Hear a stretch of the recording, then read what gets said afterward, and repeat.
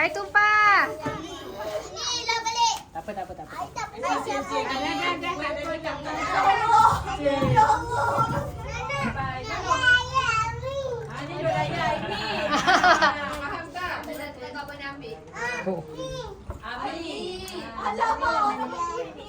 Mana banyak je duit patut boleh mana?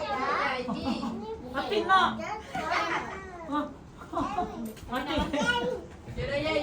Dah dapat. Dah habis. Ini ada lagi.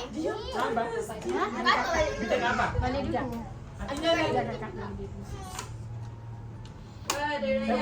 Ambil. Ami. Ada duit ni nak balik. Ikut. Dah 10. Nak. Ada. Ambil balik tu.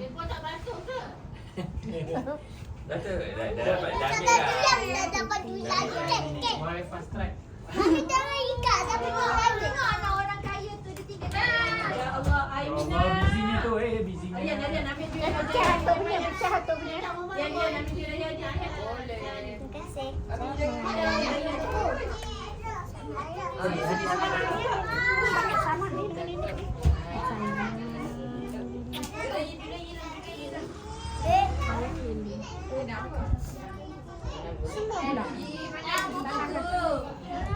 Kakak tak nak tak apa, kakak tak nak. Nak.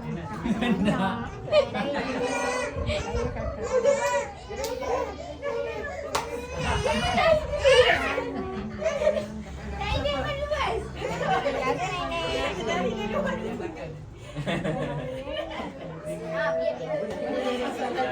Tu kan sama lama. Raya 2022. Kenapa tu?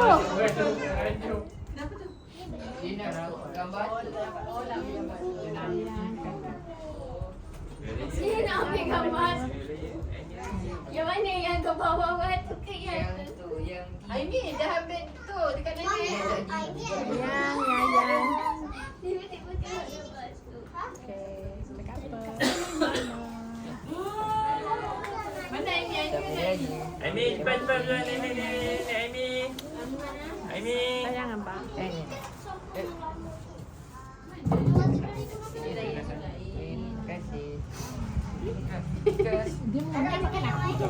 Makan sampul. Makan singgam ke? Cepat sebelum dia nangis. Sebelum dia nangis.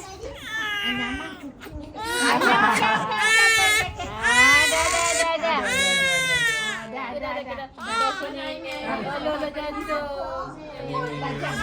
Aimi. Cium Cium nenek. Nenek. Lo. Sampai raya nenek. Sampai raya cakap nenek apa? Ambil satu.